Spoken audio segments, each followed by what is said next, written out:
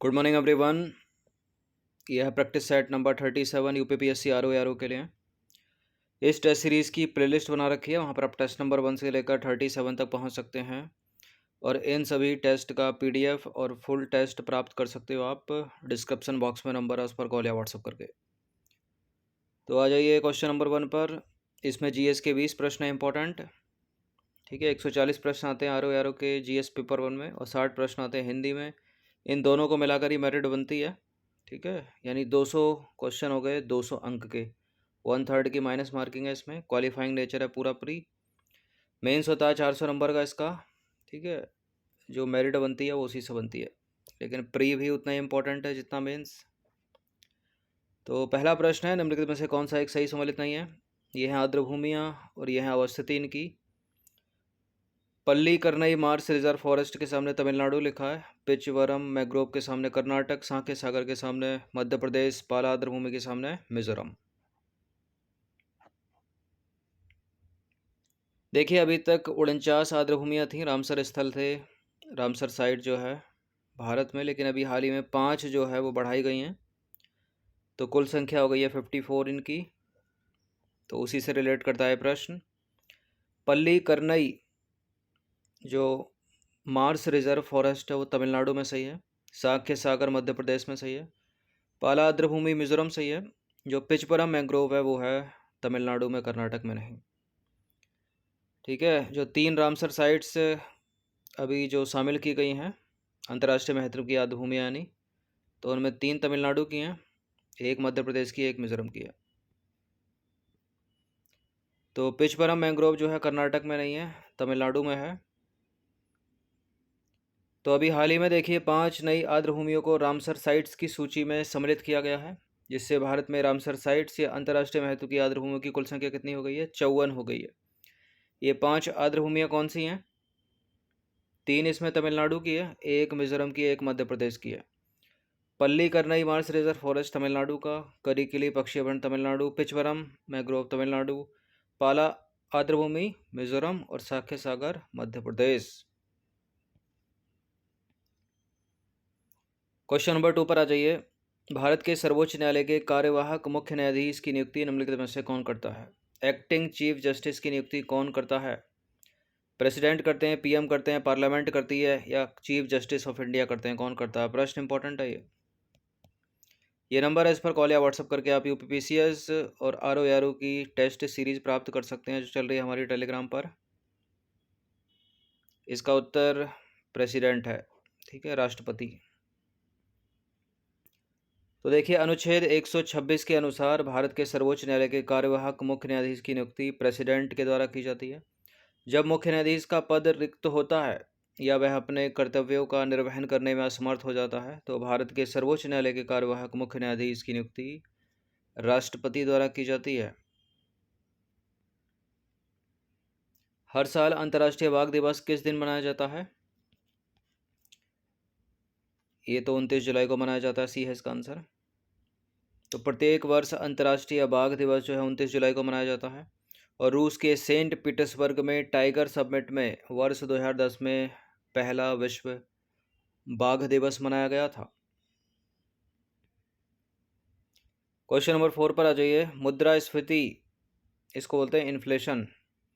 मुद्रास्फीति लक्ष्य को हासिल करने के लिए आवश्यक नीतिगत ब्याज दर का निर्धारण कौन करता है?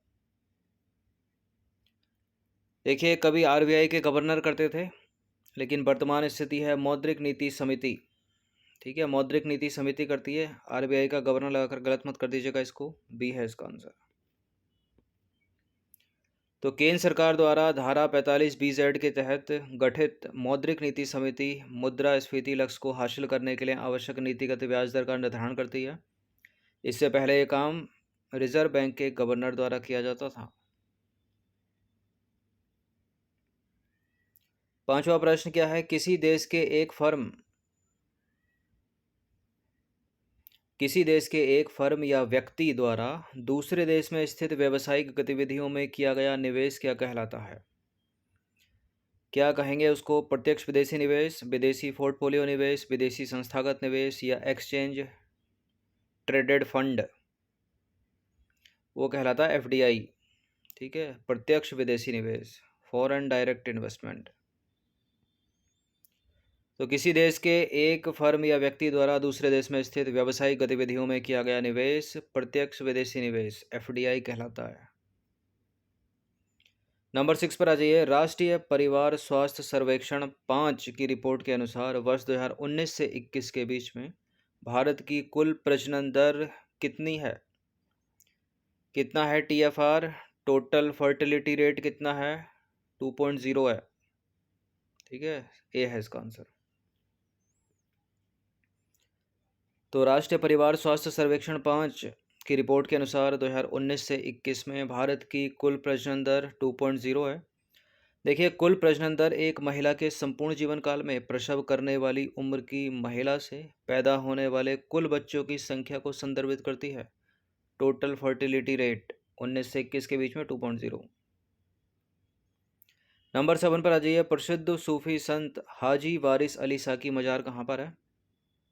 उत्तर प्रदेश में। उत्तर प्रदेश में कहाँ पर? देखिए, बाराबंकी से कुछ किलोमीटर की दूरी पर है ये, देवा शरीफ में। ठीक है, तो बाराबंकी से लगभग 12 किलोमीटर दूर स्थित देवा शरीफ में प्रसिद्ध सूफी संत हाजी वारिस अली साकी मजार है, और यहाँ उनके वार्षिक उर्स के अवसर पर कार्तिक माह में एक मेला लगता है। उत्तर प्रदेश का प्रथम एक्सप्रेसवे कौन सा है? सर्वाधिक एक्सप्रेसवे वाला राज्य बन गया यूपी।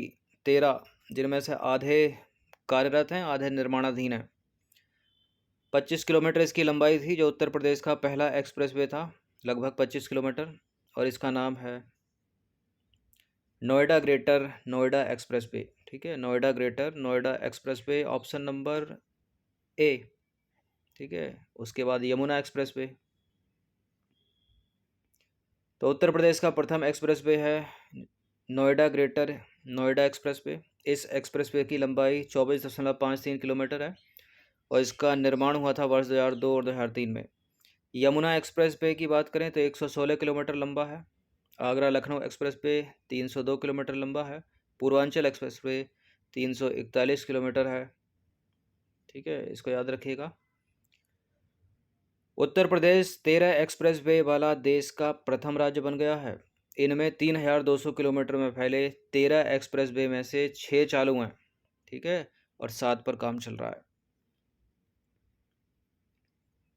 क्वेश्चन नंबर 9 पर आ जाइए। भारत में स्वचालित मार्ग के तहत रक्षा क्षेत्र में प्रत्यक्ष विदेशी निवेश की अधिकतम सीमा कितनी है? 74%, 49%, 100% या 51%? 74%, ऑप्शन नंबर ए। तो नई प्रत्यक्ष विदेश नीति के तहत भारत में स्वचालित मार्ग के तहत रक्षा क्षेत्र में प्रत्यक्ष विदेशी निवेश की अधिकतम सीमा 74% निर्धारित की गई है। 10वां प्रश्न है, कंप्यूटर की मेमोरी का मापन किसके द्वारा किया जाता है? बोल्ट्स में, डॉप्सन में, एम्पियर में, वेट्स में? विद्युत धारा तो एम्पियर में चलती है। जो ओजोन लेयर है डॉप्सन से रिलेट करती है। वेट्स इसका उत्तर हो जाएगा ऑप्शन नंबर डी।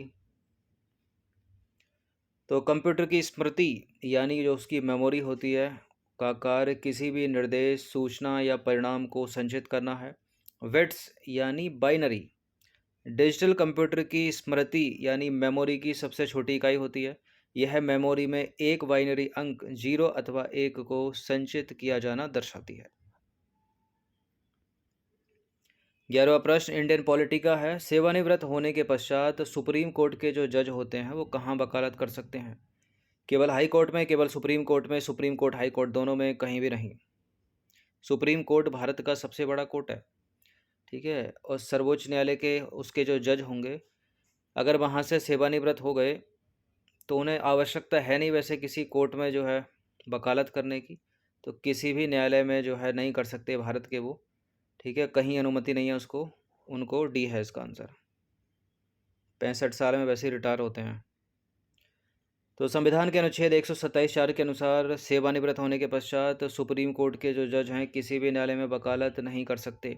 इसके विपरीत हाई कोर्ट के जज को देखें जो 62 साल में रिटायर होते हैं, तो वो अनुच्छेद 220 के अनुसार हाई कोर्ट में भी कर सकते हैं सेवानिवृत्त होने के पश्चात।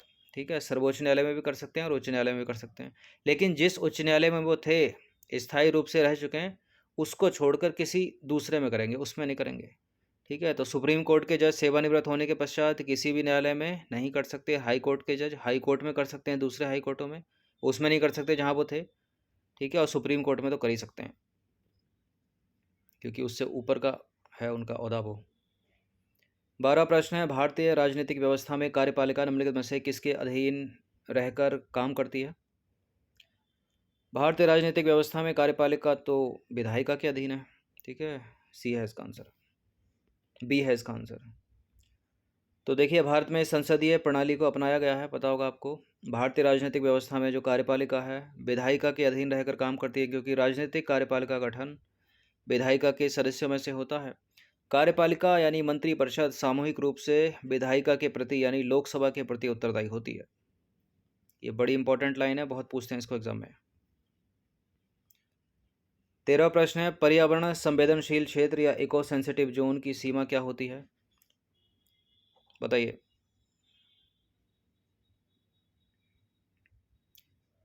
राष्ट्रीय उद्यानों और वन्यजीव अभयारण्यों की सीमाओं के 12 किलोमीटर के भीतर आने वाली भूमि, 10 किलोमीटर के भीतर आने वाली भूमि, 15 किलोमीटर के भीतर आने वाली भूमि या 20 किलोमीटर के भीतर आने वाली भूमि। देखिए, इसका उत्तर ऑप्शन नंबर बी, राष्ट्रीय उद्यानों और वन्यजीव अभयारण्यों की सीमाओं के 10 किलोमीटर के भीतर आने वाली भूमि। ठीक है, तो पर्यावरण संरक्षण अधिनियम कब हुआ था? 1986। इसके तहत राज्य सरकारों को राष्ट्रीय उद्यानों और वन्यजीव अभयारण्यों की सीमाओं के 10 किलोमीटर के भीतर आने वाली भूमि को इको सेंसिटिव जोन यानी पर्यावरण संवेदनशील क्षेत्र घोषित करना होता है, और ये क्षेत्र उच्च सुरक्षा वाले क्षेत्रों से कम सुरक्षा वाले क्षेत्रों में संक्रमण क्षेत्र के रूप में काम करते हैं। ठीक है, नंबर 14 पर आ जाइए। अंशदायी पेंशन योजना किस राज्य से संबंधित है? अंशदायी पेंशन योजना उत्तर प्रदेश की है, ये बी है इसका आंसर। तो अंशदायी पेंशन योजना उत्तर प्रदेश में वर्ष 2009 में लागू की गई थी, और इस योजना के तहत 1 अप्रैल 2005 से या उसके बाद राज्य सरकार की सेवा में संलग्न कर्मचारियों के वेतन एवं महंगाई के योग के 10% के बराबर अंशदान किए जाने तथा उसी के बराबर धनराशि राज्य सरकार द्वारा दिए जाने का प्रावधान किया गया है। नंबर 15 पर आ जाइए। उत्तर प्रदेश में किस नगर को पीतल नगर के नाम से जाना जाता है? यूपी पीसीएस की तुलना में जो उत्तर प्रदेश की संस्कृति से संबंधित प्रश्न हैं आरओ में ज़्यादा पूछे जाते हैं। ठीक है, यूपी में तो एक ही पूछा गया था इस बार, बस 12 जून को जो पीसीएस की परीक्षा हुई थी, लेकिन इसमें 15 से 16 तक पूछ ले जाते हैं, 12 तक। मुरादाबाद को कहा जाता है पीतल नगरी, तो उत्तर प्रदेश का मुरादाबाद जिला पीतल नगरी के नाम से जाना जाता है। क्वेश्चन नंबर 16 पर आ जाइए। वर्ष 2011 की जनगणना के आंकड़ों के अनुसार सर्वाधिक औसत साक्षरता वाले निम्नलिखित 4 जिलों को अवरोही क्रम में व्यवस्थित कीजिए। सर्वाधिक लिटरेसी उत्तर प्रदेश के जिले हैं सारे के सारे। ये 2011 की जनगणना के अनुसार गौतम बुद्ध नगर में सबसे ज़्यादा लिटरेसी है। अवरोही क्रम मतलब जो सबसे ज़्यादा है जिसमें वो सबसे पहला आएगा। ठीक है, प्रयागराज गाजियाबाद को हटा ही दीजिए, यानी उत्तर बनेगा पहले और बी में से, ए और बी में से। तो सबसे ज़्यादा गौतम बुद्ध नगर, उसके बाद कानपुर नगर, उसके बाद औरैया, औरैया के बाद आएगा इटावा, प्रयागराज नहीं आएगा, तो बी हो जाएगा आंसर। देखिए, वर्ष 2011 के जनसंख्या के आंकड़ों के अनुसार सर्वाधिक औसत साक्षरता उत्तर प्रदेश के 4 जिलों का अवरोही क्रम निम्न प्रकार से होगा: गौतम बुद्ध नगर, कानपुर नगर, औरैया और इटावा। क्वेश्चन नंबर 17 पर आ जाइए। भारतीय रिजर्व बैंक के निम्नलिखित कार्यों पर विचार कीजिए। विदेशी विनिमय को नियंत्रित करना, सरकारी बैंकर का काम करना, करेंसी नोटों का निर्गमन करना, साख नियंत्रण करना। क्या क्या काम करता है आरबीआई? नीचे दिए गए कूट की सहायता से सही उत्तर का चयन कीजिए। साख नियंत्रण करता ये करता आरबीआई करती है या फिर वित्त मंत्रालय करता है? यही करती है। करेंसी नोटों का निर्गमन करती है, 3 और 4 हो गया, ऑप्शन में तो है नहीं। सरकारी बैंकर का काम करती है आरबीआई, विदेशी विनिमय को नियंत्रित करती है आरबीआई, बहुत सारे काम करती है आरबीआई, डी है इसका आंसर उपरोक्त सभी। तो देखिए, रिजर्व बैंक ऑफ इंडिया एक केंद्रीय बैंक है और इसके कार्य विस्तृत हैं और विविध हैं। रिजर्व बैंक के कार्यों पर हम प्रकाश डालें तो करेंसी नोटों का निर्गमन करती है, सरकारी बैंकर का काम करती है, विदेशी विनिमय को नियंत्रित करती है, साख नियंत्रण करना, कृषि वित्त व्यवस्था करना, आंकड़ों का संकलन और प्रकाशन, और बैंकों के बैंकर का काम करती है। ठीक है, बैंकर्स ऑफ बैंक है ये, ठीक है। नंबर 18 पर आ जाइए। निम्नलिखित में से किसे बुग्याल के नाम से संबोधित किया जाता है? बुग्याल क्या है इनमें? उत्तराखंड का कोई आदिवासी समुदाय नहीं है। बर्फ से ढका हुआ मैदान नहीं है।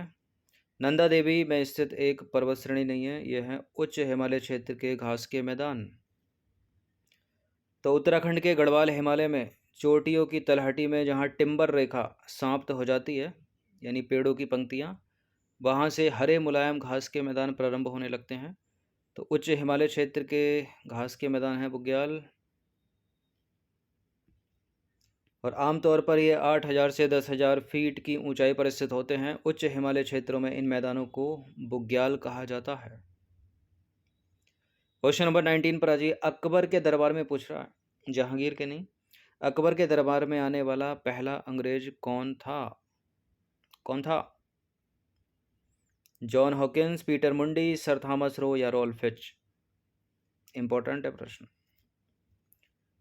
ऑप्शन नंबर ए इसका आंसर है, रॉल्फ फिच। तो रॉल्फ फिंच, ठीक है, 1583 से 1591 अकबर के दरबार में आने वाला पहला अंग्रेज था। और वह सबसे पहले फतेहपुर सीकरी और आगरा पहुंचने वाला अंग्रेज व्यापारी था। भारत के विभिन्न भागों में भ्रमण करते हुए रॉल्फ फिंच ने अनेक स्थानों का अवलोकन किया और 16वीं सदी के भारतीय व्यापारिक एवं नगर केंद्रों के बारे में मूल्यवान विवरण प्रस्तुत किया उसने। 20वां प्रश्न, अंतिम प्रश्न है। विश्व की सबसे बड़ी आर्द्रभूमि कहाँ अवस्थित है? सुर सरोवर कीथम झील है भारत में, ठीक है। ओका वंगी है बोत्सवाना में। कैमरंगे है फ्रांस में। या पेंटानल है साउथ अमेरिका में, दक्षिण अमेरिका में।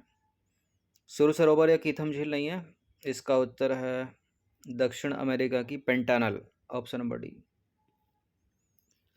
तो दक्षिण अमेरिका का जो पेंटानल है विश्व का सबसे बड़ा आर्द्रभूमि या दलदली भूमि वाला क्षेत्र है। यह मुख्यतः ब्राज़ील में स्थित है, लेकिन इसके कुछ हिस्से ब्राज़ील की सीमा पार बोलीविया और पराग्वे तक विस्तृत हैं। यह लगभग 1,40,000 से 1,95,000 वर्ग किलोमीटर के क्षेत्रफल में फैला हुआ विशालकाय, सही में भी तो विशालकाय क्षेत्र है, ठीक है, दक्षिण अमेरिका का पेंटानल। तो 20 प्रश्न थे जीएस के, इम्पोर्टेंट है, इनकी प्रैक्टिस कर लीजिएगा, ठीक है। इन सभी प्रश्नों का आप पीडीएफ प्राप्त कर सकते हो, फुल सीरीज प्राप्त कर सकते हो। ये नंबर इस पर कॉल या व्हाट्सअप कर दीजिए, ठीक है। धन्यवाद।